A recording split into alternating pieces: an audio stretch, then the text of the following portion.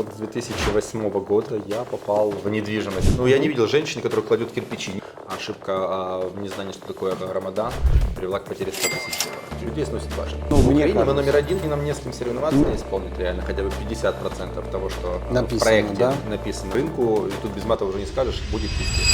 Всем привет, с вами Антон Тараненко. Добро пожаловать на мой канал. Сегодня нас ждет очень интересное видео.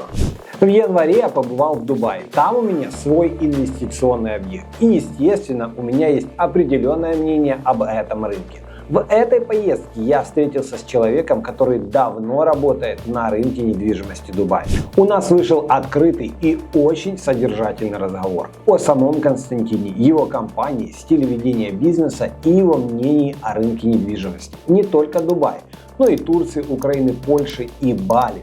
Герой сегодняшнего выпуска – Константин Писаренко, 42 года, основатель крупного агентства недвижимости The Capital, 13 офисов в Украине, Дубае и Польше, 700 сотрудников, более 8 тысяч сделок, более 30 тысяч клиентов.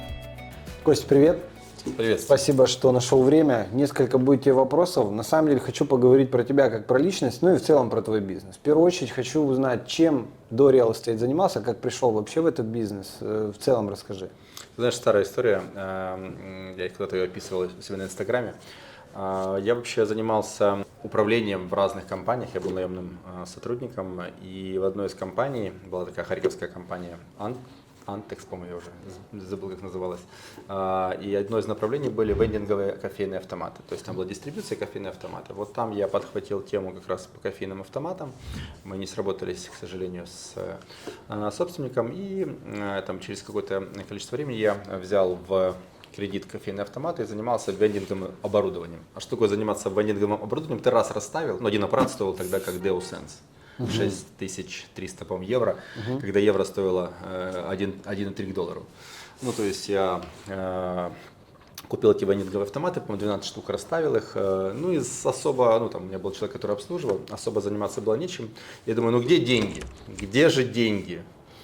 И рылся там в газете, нашел объявление в одном из агентств недвижимости. И таким образом вот с 2008 года, с начала 2008 года я попал в недвижимость. Таким образом, что мне было скучно, заниматься было уже особо нечем. Опять-таки, там, быть директором там, наемным мне не хотелось. И таким образом вот Ты сначала работал в агентстве, потом открыл свое. Я работал в агентстве, да, и спустя где-то полгода. То есть через полгода ты открыл свое, назвал его The Capital? Нет, это 8-й уже мой бренд, на самом деле. То есть изначально были другие названия? Были другие названия. А The Capital сколько именно этому бренду? Бренду The Capital вот через 2 месяца, получается, будет уже 7 лет. Ну, да? то есть ты? Нет, 6 лет. 6 лет. Он с 2018 года на рынке, да. То есть это фактически был ребрендинг какого-то предыдущего нейминга, и фактически ты являешься основным брендфазером. Ты единственный основной учредитель. Да. Слушай, общался с разными людьми, и знаешь, есть такой фидбэк, говорят, что ты достаточно жесткий, порой надменный руководитель. Это, знаешь, закидывают бывшие сотрудники или все-таки так и есть?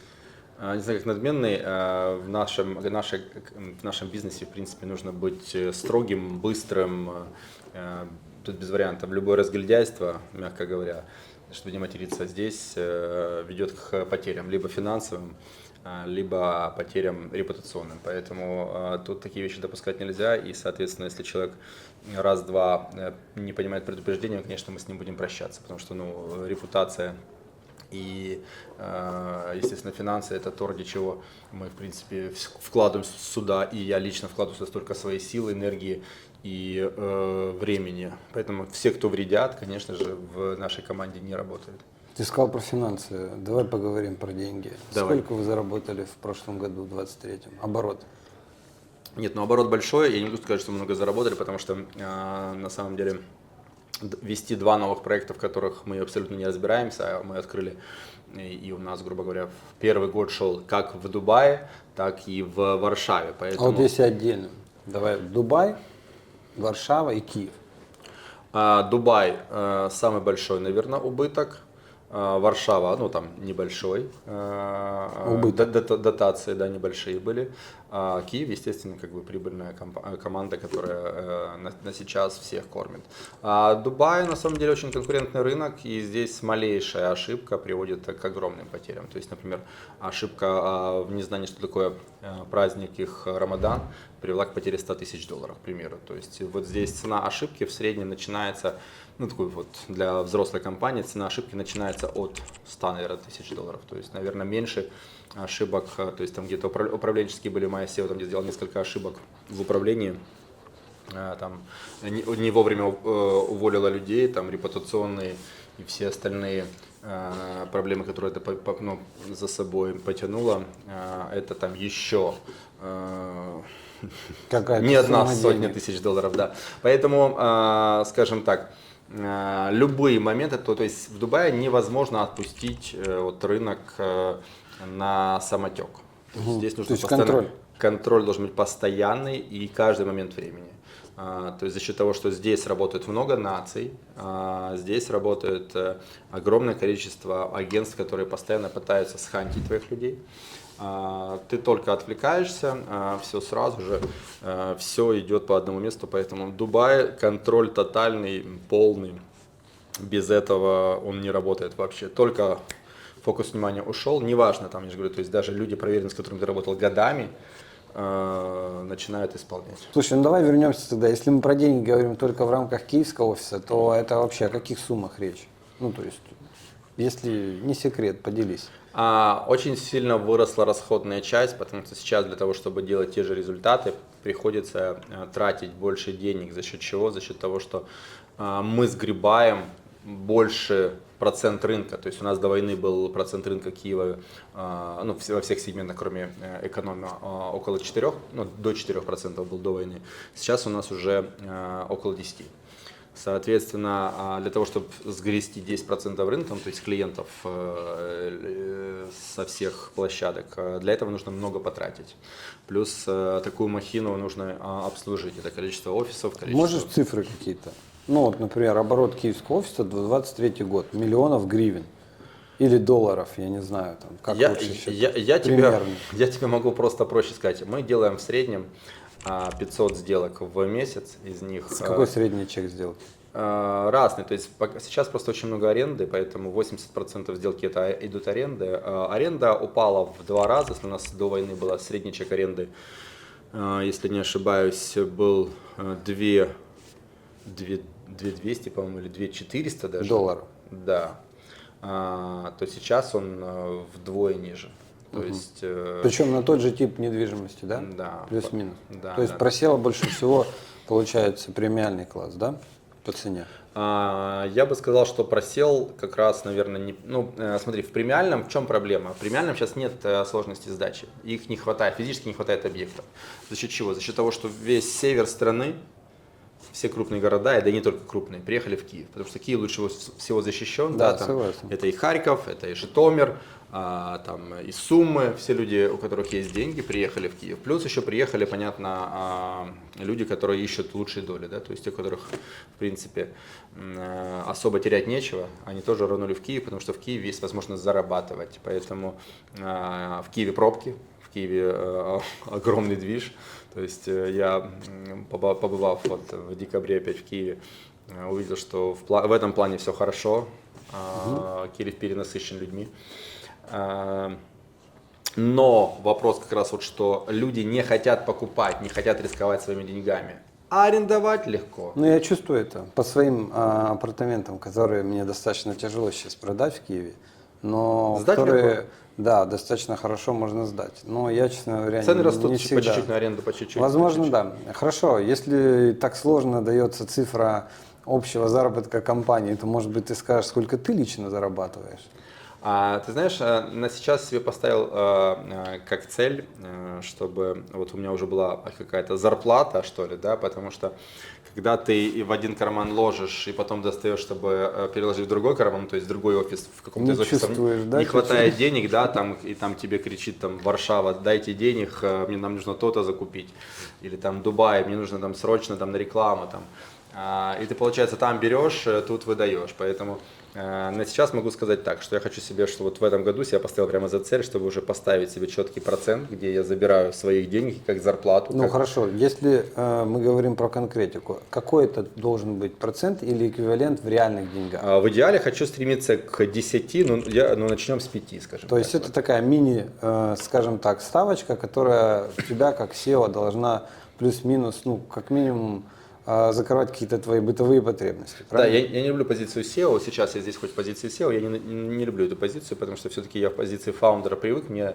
она более привычна, потому что я привык как инноватор идти, развивать, стартовать что-то, а SEO за мной должен это потом все. То есть можно сказать, что в Киеве ты фаундер, в Варшаве ты SEO, Не, в Варшаве я фаундер, фаундер тоже, Да. а в Дубае ты конкретный SEO, причем С лета. 24/7, да? Да, с лета я стал SEO, когда у нас, скажем так, купили нашу SEO, поэтому дали много денег на открытие своего проекта. И в Дубае это является нормой, поэтому Ну, здесь тот, хантят кто крепко, не да? смотрит за своим персоналом, здесь хантинг стоит очень жесткий. Хорошо, а тратишь, если, например, ну можно сопоставить, там 10 нужно, 10 плюс-минус тратишь, или тратишь больше, чем нужно? Да нет, я стараюсь вообще, но у меня как бы наоборот здесь проблема, я не умею на себя тратить. То есть я вот, Совсем? там, когда-то нужно, допустим, если, ну, чтобы было понятно, в Дубае мы тратим на рекламу $100 000. $100 000 в месяц. Ну это вот трата на давай, рекламу. смотри, вот мы сейчас с тобой сидим, Да. вот давай оценим, вот ты говоришь, не умеешь на себя тратить. Ну вот, сколько стоит твой лук сейчас? Ты знаешь, я думаю, что он стоит на самом деле ну, вот $150. Ну, Штаны футбол- еще, пускай $150, футболка там долларов 20, наверное. 20-30, да. Часы, наверное, только дорогие. Да, то есть получается, ну там одежда не так-то и дорого. Футболку вообще ты под Made in Ukraine підтримуєш українського виробника. А это у меня в Дубае моя Исключительно форма. аксессуары, да? Окей, а как важно в Дубае, например, иметь ну, какой-то, знаешь, статус, что ли? Потому что если посмотреть на то, как здесь ходят в вашем бизнесе, то достаточно понятно, что здесь есть определенный стиль. Причем это как бы, ну, мне кажется, какая-то закономерность. Это важно? Клиент смотрит на это? Потому что я, вот чтобы ты понимал, я был в нескольких больших компаниях, в том числе и вашей. Ну, клиенты у вас, мягко говоря, в кроссовках приходят иногда и в оверсайз футболочках. А мы обслуживающий персонал, как ни крути. То есть я считаю, что То есть это- любой сервис – это обслуга, а мы должны быть выглядеть идеально. То есть да, я потому правильно что- понимаю, это знаешь, как в хорошем салоне красоты, когда ты приходишь и ресторане. все, или в ресторане, все в форме. Это еще и вот тот элемент порядка, про который ты говорил до этого, да? Да где угодно. Ты летишь ты в самолете, когда находишься, тоже тебе приятно, когда тебя обслуживают. То есть мы просто дорогой, но, как ни крути, обслуживающий персонал. То есть нужно называть вещи своими именами. И, к сожалению или к счастью, мы не можем ходить в кроссовках и в шортах, это четкая наша позиция, хотя у нас есть тут даже в нашем билдинге одно агентство, где они ходят в чем попало, то есть там каких-то футболках, шортах на работу, ну у них своя метода, не понимаю, не разделяю. А если с 23-м годом как бы с цифрами тяжело, давай про будущее. 24-й год. Есть какая-то цифра оборота, либо там заработка в целом по компании? Ну вот, типа, 24-й год мы видим вот так. Можешь по рынкам, можешь в целом одну сказать, предполагаемую. Я так скажу тебе, что у нас есть там цели, вот в Варшаве мы хотим продавать уже 50 квартир в месяц и сдавать 200 к концу года, то есть такая цель, пока у нас все вместе где-то 100-110 мы делаем, Окей. итого там продаж с арендой. В Киеве мы для себя поставили за цель увеличиться в объеме сделок там, на 20-25%. То есть там где-то до 650. 600-700 сделок да, уже перейти для того, чтобы, скажем так, забирать еще. Мы просто открываем один офис на Оболоне большой и расширяем один из офисов в центре города за Палацем Украины. Соответственно, мы для себя хотим увеличить объемы, потому что для нас важно это как раз влияние на рынок и чтобы клиент понимал, что он получает качественно и в большинстве районов города.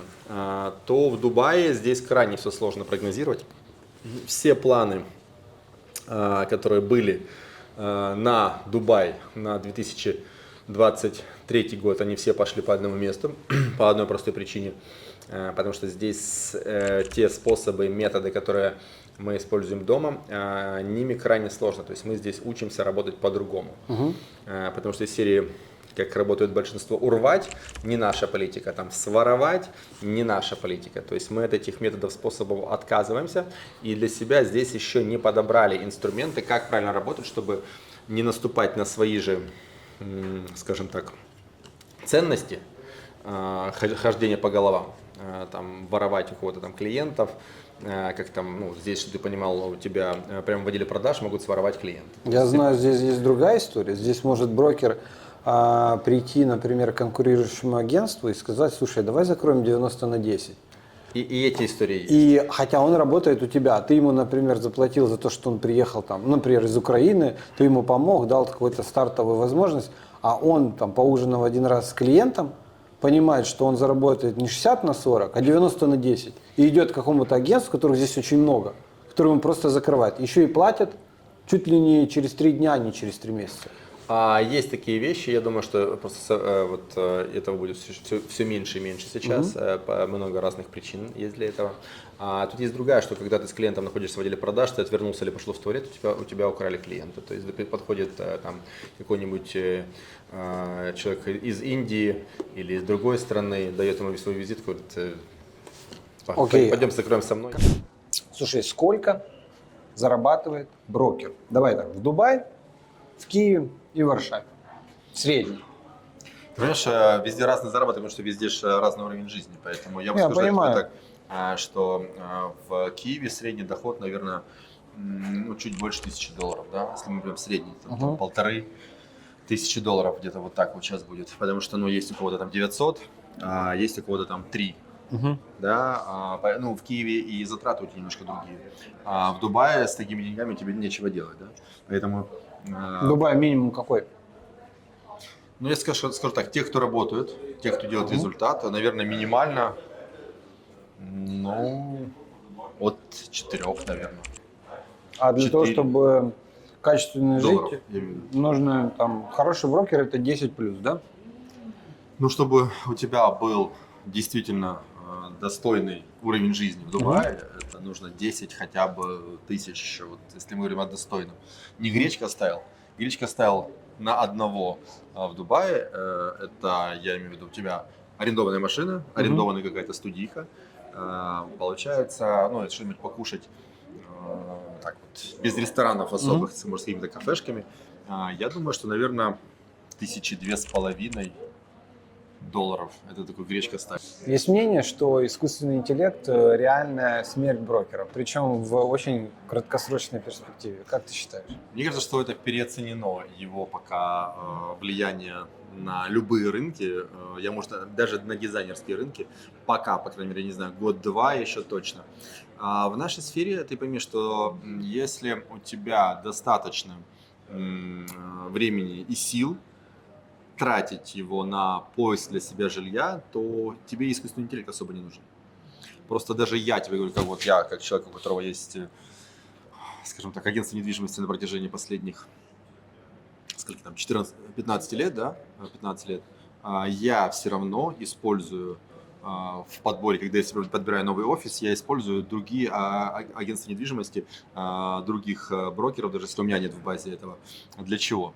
Для того, чтобы ускорить время, скажем так, сократить время, потраченное на эту работу. Потому что я знаю, сколько стоит мой час. Я готов человеку раз объяснить, и пускай он, как профессионал своего дела, будет искать для меня. То есть я же тоже использую и плачу.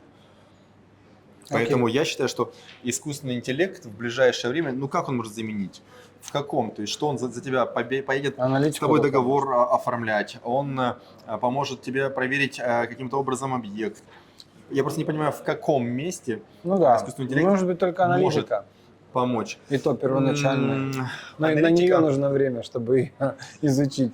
Ты помнишь, даже здесь, даже в Дубае, где есть РР, где собрана вся аналитика, мы смотрим, сколько там ошибок, и они исправляют. Мы видели несколько раз, когда идет информация за месяц одна, а потом раз, и в следующем месяце исправляют информацию с предыдущего месяца.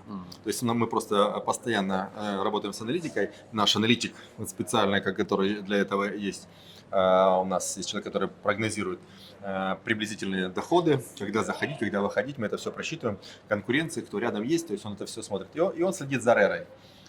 Соответственно, даже он говорит, что как здесь плавает аналитика. Поэтому что может искусственный интеллект? Просто собрать цифры и по этим неправильным цифрам сделать какие-то неправильные прогнозы. Ну, я не уверен, что в ближайшие 2 года каким-то образом это может повредить. Какой инструмент для того, чтобы блочить вот такие вот хантинги? А у нас очень жестко, то есть если ты едешь с клиентом, то есть ты как бы с ним, вот особенно в отделе продаж, что самое, как одно из самых опасных мест, и ты не отвлекаешься. Плюс мы ловили некоторые, кстати, украинские агентства, которые покупают у отделов продаж телефоны клиентов. То есть, типа, подкупают отдел Одного из продаж застройщиков, других. да. Да, одного из застройщиков. То есть, ну, слушай, у вас тут конкретный worldwide.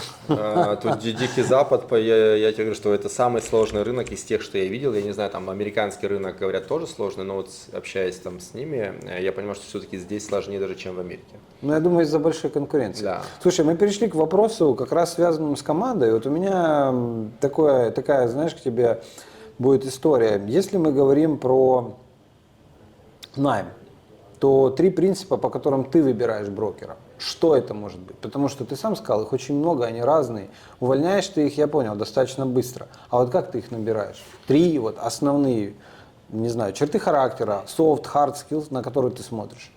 Ты знаешь, в большинстве своем у нас для каждого рынка, естественно, это свои параметры. Дома мы стараемся всех обучать, то есть мы берем молодых сотрудников, которые еще, допустим, просто продавцы из других сфер, к примеру, нам их проще обучить для продажи недвижимости, потому что переучивать в большинстве своем гораздо сложнее. Поэтому дома у нас там есть свой The Capital University, и мы там довольно-таки быстро обучаем людей. Чтобы было понятно, у нас сейчас 500 человек в Киеве работает, и из них до военных, ну, то есть тех, кто у нас остался из тех, кто был до войны, около 20%. У нас большое количество людей не вернулось после возобновления работы, к сожалению. Поэтому для нас очень важно, чтобы человек мог предоставлять качественную услугу, чтобы он был классным продавцом и не обманывал клиента, то есть не только клиента, а и коллег.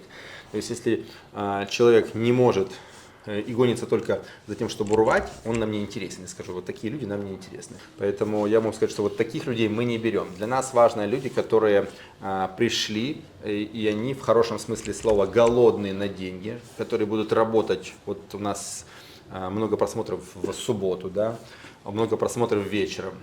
Вот гибкость. Одно из самых важных качеств, которые сейчас есть, если ты уже за софт-скиллы, если человек не гибок, он не интересен. Соответственно, чтобы он верил в компанию и верил компании. Да? То есть это вот 3 важных параметра. Вера, доверие и гибкость. То есть вот это 3 параметра, по которым я подбираю команду под себя и, соответственно, транслирую это на остальных руководителей. У тебя много украинцев работает? На сейчас, наверное, процентов осталось 30-35. Остальное это разные вообще. Очень много разных национальностей. Причем, я так понимаю, говорят на разных языках. Ну, базовый это английский, русский, украинский, да? Ну да, но у нас есть куча других. У нас есть и индусский, да, и получается там же их 2. Мы, арабский, у нас есть и немецкий, и испанский, и французский. У тебя такой принцип, в принципе, как знаешь, у девелоперов. Если ты хочешь продать клиенту из другой страны, например, в которой в том числе говорят на английском языке, это не значит, что твой менеджер, например, выходец из Украины, знающий хорошо английский язык, сможет ему продать. У тебя нужен условно поляк, который говорит на польском, австралиец, который говорит на английском, но австралиец. И тогда они условно могут продать непосредственно своему, потому что менталитет, потому что есть понимание коммуникаций. Всем очень нравятся англичане. Вот мы сейчас пытаемся набирать, у нас несколько в планах набрать несколько британцев настоящих. Вот с ними нравится работать и индусам, потому что вот они на самом деле выбирают, то есть вот они мало с кем хотят работать, кроме как со своими и вот с бритами. То есть British people нравится многим. Украинцы очень быстро, тут 2 момента, либо охеревают от счастья, либо им достаточно. Да, вот, когда... То есть у них стопчик начинается, да? Там Вот 5-10 либо тысяч корона, либо, заработать. либо достаточно. То есть Вот такого какого-то прогрессирующего постоянства нет, мало да? таких людей, которые готовы. Прощаемся даже с людьми, у которых были классные результаты, но которые перестают быть управляемыми. Мы тоже прощаемся. Даже там с тем, что мы там 5-6 лет проработали вместе, приходится прощаться. Здесь Дубай скруживает голову. У Дубая есть вот такая фишка, он скруживает голову очень быстро, и Ну, мне люди кажется, теряются. Здесь очень важно соответствовать городу, потому что иначе он тебя перемолит, выкинет, и ты, ну, как бы не почувствуешь всего этого. Мне, например, здесь понятно, что у тебя тут должен быть совершенно другой чек. Ты тратишь, ну, достаточно другие деньги на все. И ты должен этому соответствовать, либо стремиться, как ты говоришь, либо уже быть в статусе. Понятно, что здесь проблема в том, что когда человек зарабатывает там дома там, 3, 5, 10 тысяч даже долларов, приезжает сюда и там, за месяц, там, 2 зарабатывают 100-200 тысяч долларов, а такие ситуации ну, случаются Есть. регулярно, да, там, у хорошего специалиста раз в год такое как минимум выстреливает, у людей сносит башню. То есть Окей. начинаются новые тачки, там, новые часы, все новое, новые айфоны всей семье, ну и так далее. То есть и потом тяжело остановиться. А такие доходы, они же не идут постоянно. Да, нужно это понимать. может быть не всегда такие сделки, согласен.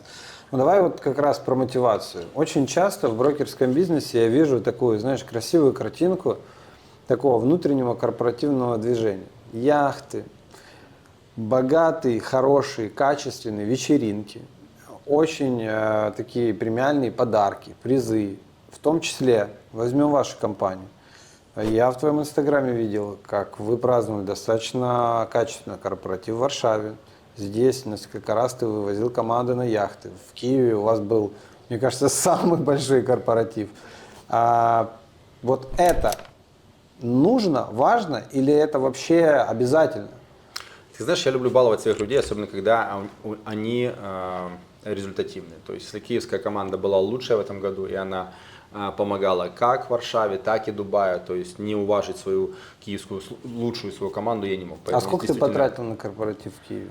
ну, суммарный счет у нас есть такое понимание, как покупить билетик на корпоратив, то есть мы не берем всех. То есть, получается, у тебя есть какие-то затраты компании, Да. и ты еще и билеты продаешь? Естественно, то есть мы не можем взять всех на корпоратив, к сожалению. А То сколько бюджет был корпоратива? Бюджет корпоратива был около суммарно, наверное, $1050. Долларов. Да. А сколько билетов продали? Билет стоил для экспертов Давай средний $100, какой-нибудь, $100 а средний для стоил. админ персонала 50. Ну давай 75. Сколько билетов всего в продаже было? Около 200, где-то 10, ну где-то 200-210 билетов мы продали. Так вы, слушай, почти отбили. Не, Билеты. как почти отбили. 1016 или 17 мы собрали, остальные, естественно, это наши. Это не считая подарков, есть же еще подарки, то есть мы же в любом случае вручаем подарки за итоги года, где-то, наверное, небольшие, где-то сейчас не очень большие, но мы отмечаем каждого нашего сотрудника, нам это важно. И здесь нужно понимать, что мы не делаем бесплатно, просто принципиально наша позиция, то есть, грубо говоря, там даже если люди хотят обучаться, обучение, с половины, пожалуйста, заплатите. Потому что, ну, когда ты даешь бесплатно, это не ценится. Мы уже провели много раз. Только ты делаешь бесплатно, это не ценится, к этому отношение вот такое пофигистическое. Поэтому у нас только один формат, плюс мы таким образом отсекаем тех, кто реально хочет идти. То есть билетов ограниченное количество, допустим, из 500 человек мы понимаем, что мы можем взять там до половины. Соответственно, кто успел, кто купил, того и тапки. Окей. Возвращаемся в Дубай. Кого считаешь конкурентом номер 1, 2? Вот здесь, ну там. Для меня, на самом деле, конкурент это тот человек, который действительно что-то умеет лучше, чем ты. У него это реально лучше, чем у тебя получается, и он использует методы и способы, которые бы ты...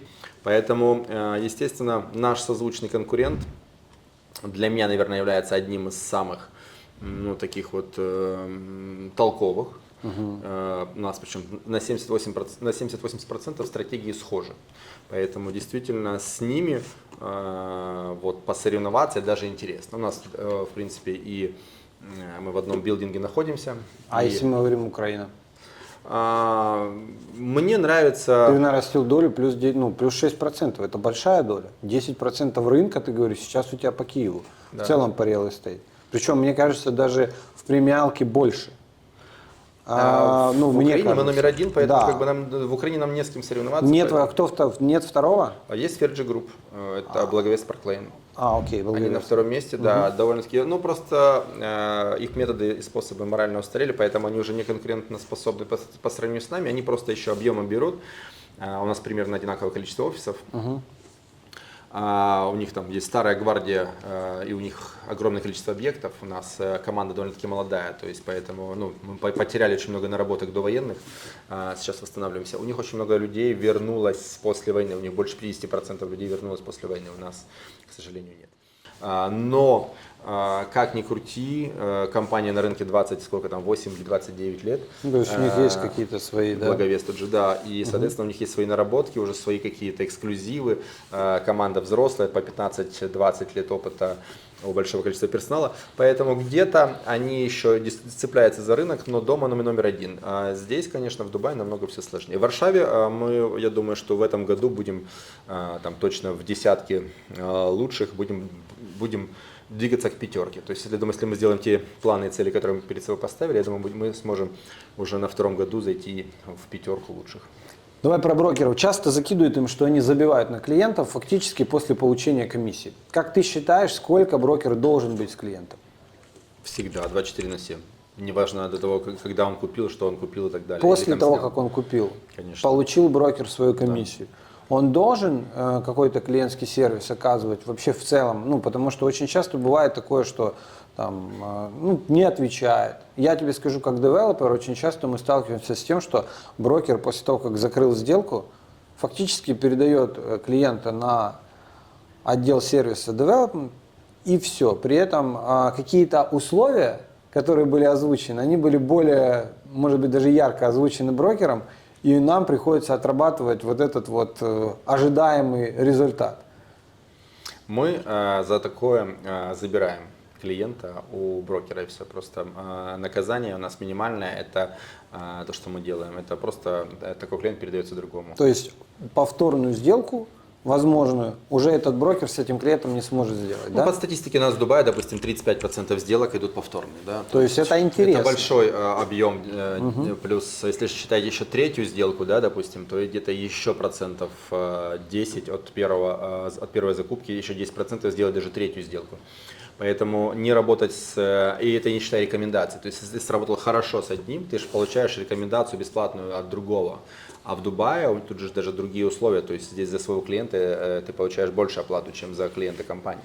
Поэтому нужно быть настолько глупым, чтобы не отрабатывать с клиентом полностью до момента, не знаю, там, получения ключей. Общался недавно с брокером из Киева и затронули тему возможного нового закона про призыв мужчин и так далее. И он мне сказал такую мысль, что если примут закон, то наш бизнес очень сильно пострадает. И я говорю, а почему? Он говорит, я не уверен, что все те покупатели, которые сейчас покупают, а это в основном мужчины, в большей степени, в процентном каком-то, смогут быстро переоформить какую-то свою недвижимость, либо закрывать сделки через жен, либо через родственниц. Вот ты как считаешь, вот какие-то изменения в Украине в части вот этого, они повлияют на бизнес брокерский в целом? Знаешь, я уже от тупости нашей власти, конечно, не перестаю удивляться, но если они еще и это исполнят реально, хотя бы 50% того, что написано, в проекте да? написано, будет принято, рынку, и тут без мата уже не скажешь, будет пиздец. То есть вот здесь скажу как есть, и во всех смыслах, то есть рынок просто станет. То есть про продажу, продажа и так на ладан дышит, там осталось до 10% тех, кто строит в Украине, максимум до 10%. Я сейчас говорю за Киев, пускай не в Украине. Хотя, наверное, если брать в среднем Украину, оно, наверное, будет как и в Киеве. Потому что понятно, что на западе Украины строят больше, но на востоке же зато вообще ничего не строят. Поэтому, наверное, оно плюс-минус, наверное, такая тенденция, 10%, то, что осталось от строительного рынка. Плюс Киев был 50% практически, Киев с областью был даже 55% всех площадей, которые продавались и строились, это было Киев с Киевской областью, 55%. Поэтому я считаю, что главный показатель это все-таки Киев, поэтому будем равнять по нему. 10% только строят. Если примут такой закон, я думаю, что от тех 10%, ну вот, останется, наверное, 2, может 3. То есть все. Если они добьют это, ну сейчас, чтобы ты понимал, дома все очень печально. То есть строители боятся ходить на работу. Строители. Ну, то есть вот проблема с нехваткой персонала, как строители, которые строят, так строители, которые ремонтируют помещения. То есть все эмплойеры, да, все воркеры мужского пола подвержены сейчас определенным опасностям, да, или как так это? и есть. Но просто смотри, ну, чтобы ты понимал, с начала войны, полномасштабного вторжения, с февраля 22 где-то по лето 23-го ремонты практически не делались в Киеве. Сейчас начали делать, с лета 23-го начали резко делать ремонты, потому что начали заканчиваться квартиры. То есть вот плюс какие-то дома поздавались, которых там была готовность высокая, они там сдались, а ремонты никто не делал. А получается, чтобы строить, нужны мужчины. Ну, я не видел женщины, которые кладут кирпичи, не видел. То есть, либо нужно женщинам тогда идти осваивать новые специальности, чтобы стройка не становилась. То есть мы физически и продавать будет некому, и строить будет некому, и ремонтировать будет некому. То есть тот закон, который сейчас есть, у меня строители, которые у меня там ремонтируют сейчас там офис, они боятся ходить на работу. Ну, я тебе скажу, и брокеры некоторые, я помню диалог, опять же, с одним из брокеров, который говорит: слушай, ну я не поеду показывать в Киевской области объект. Вот, все есть. Потому что вот там вот есть Весь Киев по периметру в пост, блокпостах. который может быть для меня финальным или фатальным. Да. Ну смотри, пока нет этого законопроекта, у тебя первый штраф 1500 гривен, второй штраф у тебя от 3 до 7 тысяч гривен, ну то есть то, что еще можно потянуть, да, к примеру, и все. То есть пока дальше ничего не могут сделать. 2 штрафа, то есть и все. То есть, ну, У тебя есть, как у бизнесмена, какая-то своя модель, как можно решить вопрос с нехваткой человеческого ресурса в армии, при этом не отправлять всех мужчин, даже тех, которые нужны, например, в твоем бизнесе или в строительном бизнесе, на фронт? Рекрутинг. Только рекрутинг. Зарубежный. Рекрутинг нет, имеется в виду, что идет рекрутинг, людей набирают, платят им зарплату, и считают, что военный не может получать меньше 100 тысяч. Вот он не может получать. Ну, он, в Не те, принципе, кто, которые не только, знаешь, должен там по дням на передке, а на самом деле, если ты просто уже пошел в армию, у тебя уже должна быть зарплата, 100 тысяч. А те, кто там на передке, я считаю, у них должны быть какие-то еще спецдоплаты даже. Потому что, если ты стоишь на передке, то должно быть как минимум вдвое больше. А там и все, и проблем не будет, и эта проблема будет решена. А та модель, которая сейчас говорят, чтобы большой бизнес, средний, малый, выплачивал какие-то деньги ежемесячно, условно платил за того, кто за него служит. Как и вариант. воюет. Ну, смотри, можно рассматривать разные варианты. Вопрос того, бизнес, который остался в Украине, давай так, по-честному, бизнес, который остался в Украине, это те, кто реально верит в Украину, это реальные патриоты. И он себя и так наладан дышит. Я не знаю, сколько у тебя приходит сообщений в день о том, что нужно, пожалуйста, там машина, там, дроны, слушай, танкистам там эти свечи для обогрева, там да, планшеты. грелки, Я не знаю, сколько у тебя ремонт. приходит. У меня приходит десятки. Я стараюсь, по возможности, там, я там для себя свой личный бюджет поставил, который я могу там раскидывать.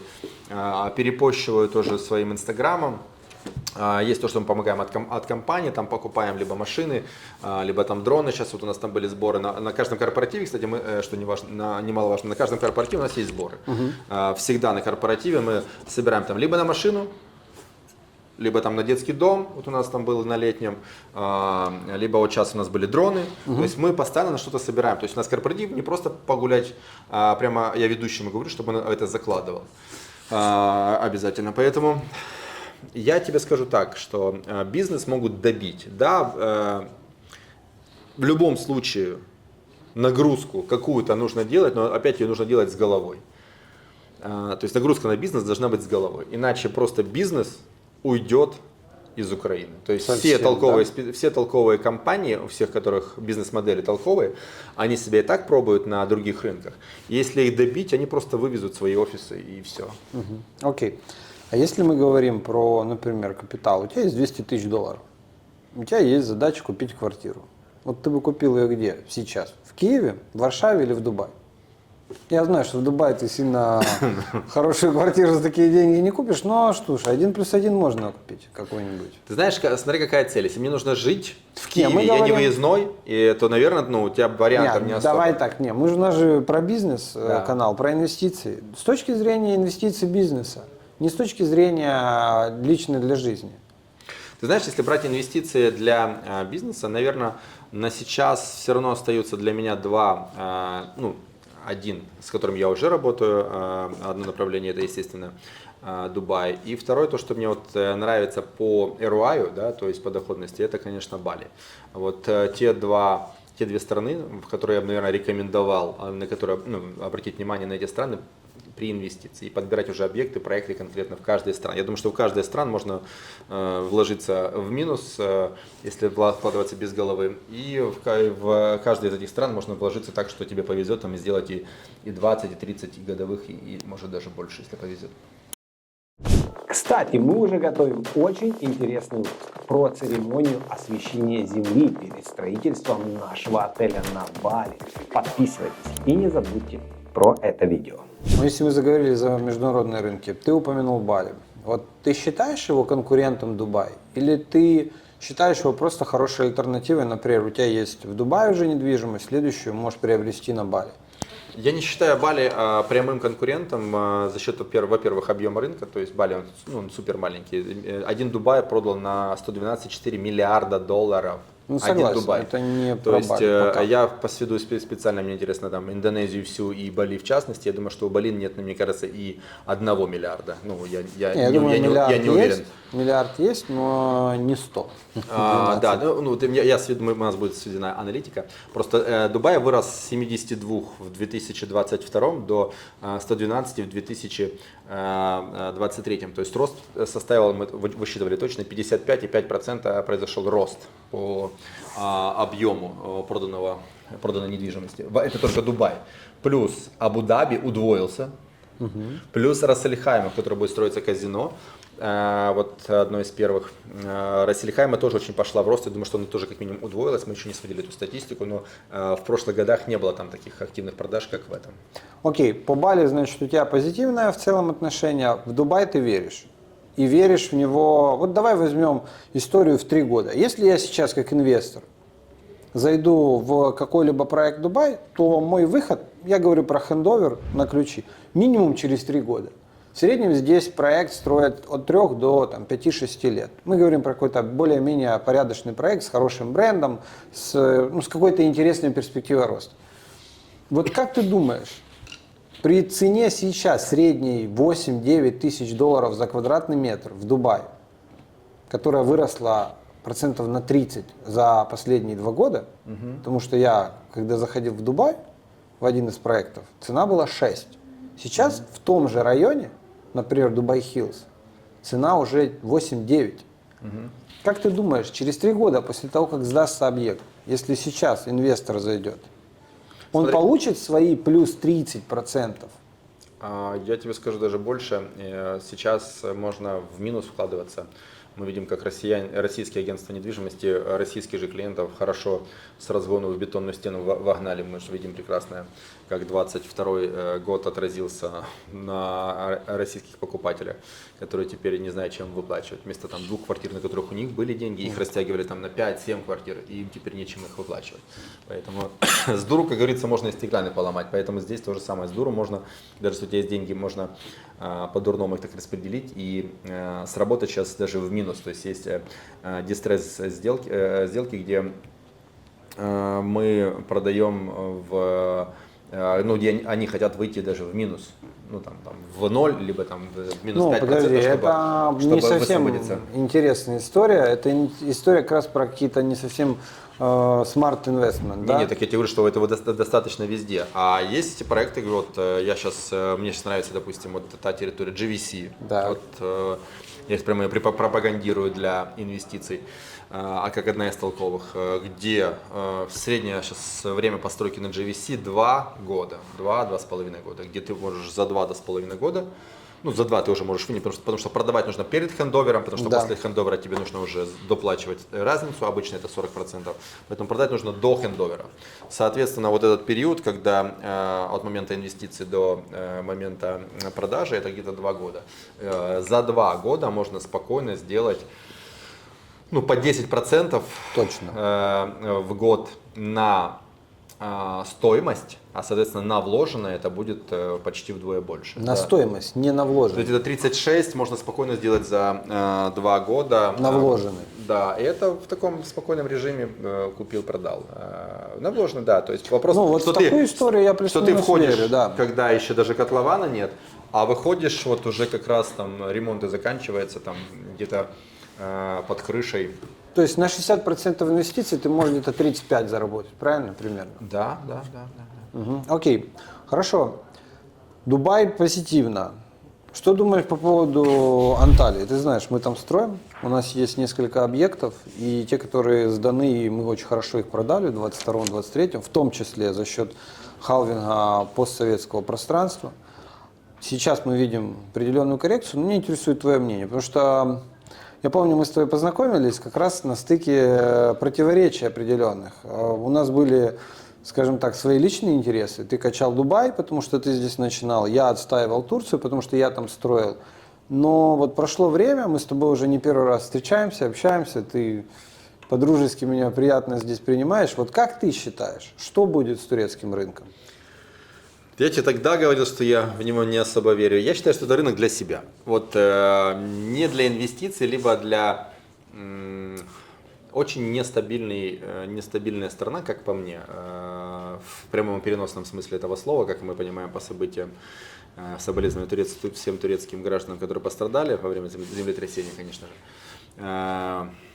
Мне нравится природа там, мне нравится там отдыхать. Вот то, что я как бы могу сказать про Турцию. Но это мы говорим о побережье, да, то есть...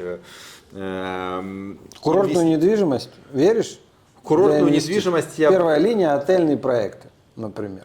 Да, конечно. В курортную недвижимость первая линия, у них хорошая природа, да, то есть вот то, что мне нравится у турков, погода отличная. Согласен. Природа отличная. Я, кстати, не был Еда. на яхтинге побывал, кстати, на Эгейском море. Мне нравится, что дешевая еда. Ну, относительно там даже украинского рынка, она дешевая. Это, наверное, в раза в полтора. Сейчас уже одинаково. Уже одинаково, да? Нет, ты, может, давно в Киеве не был. Ты просто не понимаешь цены, наверное, в Киеве Может сейчас. быть. Ты выходишь, 2000 гривен потратил, у тебя маленький пакетик.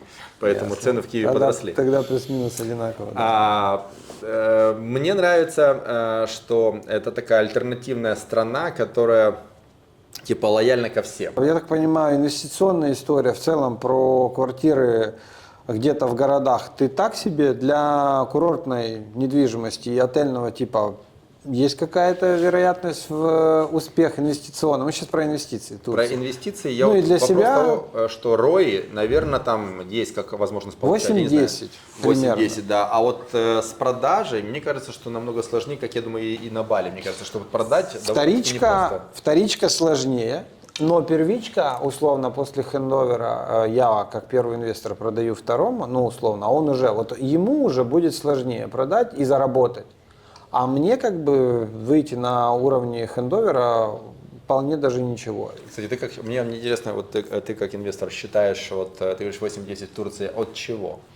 Я говорю сейчас про аренду. Ну, 8-10 от чего ты считаешь? 8-10 от вложенных средств. Ну, а у тебя же на момент сдачи дома она же подорожает процентов на 10-20 уже все равно? Не, я говорю сейчас про деньги, которые ты купил. Ну, например, ты купил квартиру за 150 тысяч. Да, а на момент, когда ты ее начинаешь сдавать, она уже стоит, допустим, там 200. Ты от чего будешь считать? Я буду считать от вложенных 150. Ну, вот видишь. Все считают ROI. Так я же тебе говорю, то есть тогда ROI неправильно посчитан, потому что на момент стройки никто не считает, что ты ничего не зарабатываешь. Не, ты имеешь в виду... В Дубае просто тоже так считают, но это Я же неправильный понял. подсчет. Если ты говоришь про условный год или два, сколько строится объект, в Турции просто больше, чем за 2 года объекты в основном не Ну, строятся. 2 года. Все равно Да. что ты ничего не получаешь эти 2 года. Нет, у тебя только есть прекрасное слово капитализация. которая так смотри, получается, имеет возможность вот ты говоришь, перепродать твою. Когда ты, вот ты говоришь, что ты перепродаешь этому человеку второму, да, который будет сдавать, Да. он же тебя уже покупает не под твоим, сколько у него реально будет ROI, вот, который у тебя Вот, купит? если я, 6 уже, например, 5, 6? продаю под 20%, я купил за 100 тысяч, продал за 120. Я думаю, он может через год, если рынок будет расти в среднем на уровне там, 5-6%, продать еще с плюсом 10. Не, максимум. вот сколько он будет зарабатывать реально? 5-6 уже? Не 7-8? На аренде Не 8-10? он будет зарабатывать меньше. Наверное, 7-8, примерно так. Однозначно, потому что он купил же дороже. Вот, я же тебе об этом говорю. Да, но мы сейчас говорим с тобой про первичку. Если мы говорили бы про вторичку, то... Так поэтому я всегда, вот, друзья, когда вам говорят, что ROI, вы всегда спрашиваете, от чего? От стоимости объекта на момент инвестиции или от стоимости объекта на момент того, когда вы начинаете его сдавать в аренду? Это очень важно. Согласен. Я в очень зависимости часто от спорю с клиента. менеджерами отделов продаж. Почему в Дубае все девушки-брокеры стараются выглядеть сексуально? Это им помогает продавать? Ты прямо задаешь провокативные вопросы. Почему? Это есть так. Посмотри рекламу. Я тебе говорю, я прилетел в Дубай, открыл свой Инстаграм. Самый большой Бурдж-Халиф. И так далее. Ну, тут просто невероятные какие-то рекламы. И это Секс. все вот почему? Это какой-то стиль, это такая норма, это по-другому не купят. Или это прям вот реальный инструмент, который помогает. Знаешь, мне кажется, что у некоторых, может, нет других способов и методов, как можно продать. Я, наверное, вот на это бы акцентировал внимание. То есть не хватает других аргументов. Потому что, исходя из моего опыта, у меня продавали не всегда самые сексуальные женщины. И наоборот, иногда самые сексуальные не продавали. То есть есть много других параметров, там, как харизма, как знание, как само умение и способ, само умение продавать, да, я имею в виду, применение определенных инструментов, знание подходов, знание своего клиента. Поэтому не могу сказать, что секс непосредственно, то есть сексуальное, Ну, внешний вид, давай так, сексуальный внешний уйдем, вид, сексуальный да. внешний вид, что он как-то может повлиять на продажу прямо сильно, если ты там не предлагаешь каких-то еще спецуслуг, хотя я знаю и несколько русских агентств недвижимости, девушки типа чуть ли До 6 вечера брокеры. чуть ли не входят да, в прейскурант продажи, еще и такие услуги. Ну, Интересно. Такой сервис какой-то доп, да, или как это правильно? да, и я тебе больше скажу, были кейсы, когда нашим девушкам поставил такое предложение: смотри, я квартиру выбрал, если ты пойдешь со мной сегодня ужинать, мы закроем ее с тобой. Ну и какой ответ на это? Большинство адекватных женщин, по крайней мере у нас, не спят с клиентами за сделки. Хотя, я же говорю, практика такая, не знаю в каком она объеме, но я знаю, что есть, существует. Да? Кость, 3 совета начинающим инвесторам в недвижимость. Во-первых, проверять тот рынок, куда вы инвестируете, потому что по факту желающих на вас нажиться будет очень много. Поэтому вникайте, смотрите, и как купить, и как продать. То есть насколько легко один и тот же проект зайти и потом из него выйти, потому что иногда зайти очень хорошо, очень ярко все. Поинтересуйтесь, как продать, как продавали соседние дома, как продавали соседние проекты этого же застройщика, похожие, да, проекты этого же застройщика. То есть это очень важно. Думаю, что немаловажно понимать все аспекты, особенно штрафные санкции, при том, что у вас может какие-то поменяться обстоятельства, и вам не хватит денег. Юридические вопросы контракта, да? Да, какие есть варианты отступные, как можно выйти, с какими потерями. То есть всегда они будут, вопросы какие, чтобы вы понимали, что для вас, что в худшем случае, если такое произойдет, что вы хотя бы какую-то часть денег своих заберете, у вас может произойти что угодно. И, наверное, смотреть, читать информацию в других источниках об этом рынке, либо об этом застройщике, то есть какие-то альтернативные сравнения, то есть конкуренты всегда будут сравнивать и всегда приводить какие-то минусы, то есть вот посмотреть, как конкуренты говорят об этом продукте, не знаю, если там говорит даже конкурент-страна, там, вот, как индонезийский рынок, балийский, да, говорит об дубайском или там турецкий, о дубайском, к примеру. Там всегда будут контраргументы, поэтому нужно услышать обе стороны, чтобы принять решение и уже понять, что из этого просто конкурентный бред, да, то, что можно назвать, свести к одному, а что действительно, в чем действительно есть правда и что может повлиять на ваши доходы или в худшем случае потери, да, мы можем на любом рынке можем потерять деньги, вот все эти риски оценить. Последний вопрос. 2024. Год, максимально интересный, потому что максимально непонятный.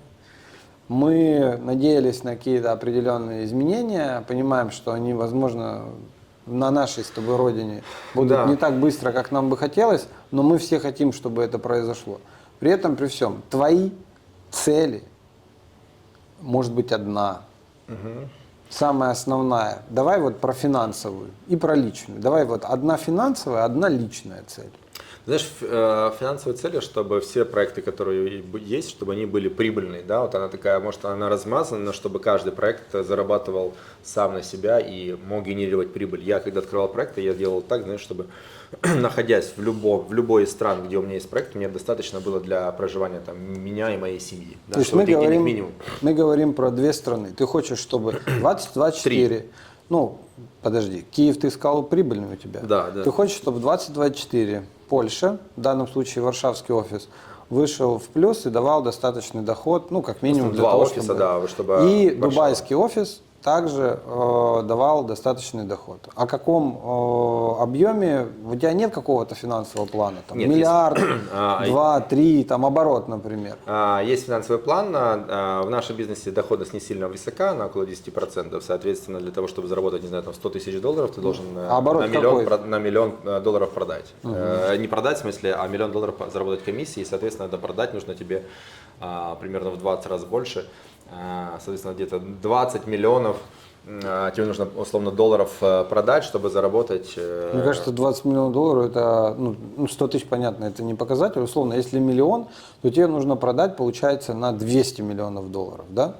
20. Если ты хочешь, если ты хочешь заработать миллион, да, то тебе нужно продать на 200 миллионов долларов.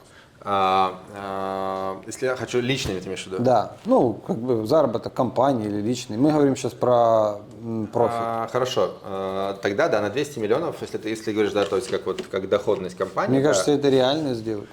Конечно, реально, поэтому... В Дубае прям сильно. Сколько ты говорил? Нет, рынок? это задача продавать в месяц. В месяц? Да, поэтому задача, мы продавали столько, то есть это на 20 миллионов, в смысле, мы продавали.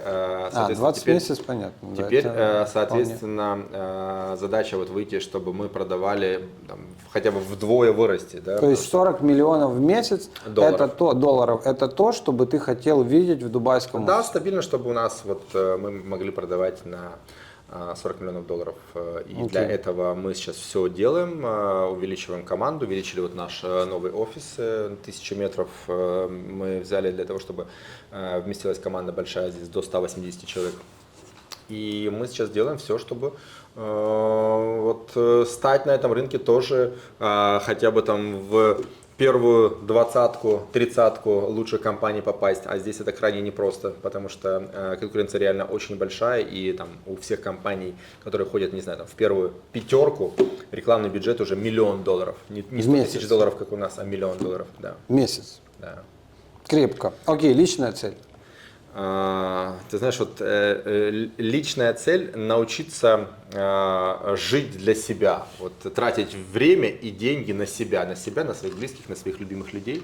То, с чем у меня есть проблема. Я всегда живу ради бизнеса, ради своего дела, и как раз в этом году хочу научиться тратить время и деньги на себя и больше времени проводить с близкими, любимыми людьми.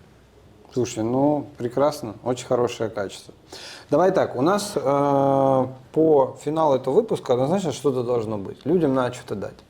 Давай дадим им, если ты в Дубае, то какую-то личную встречу, консультацию с тобой, либо по инвестициям, либо по в целом истории с недвижимостью, анализ рынка того же, ты неплохо в этом разбираешься.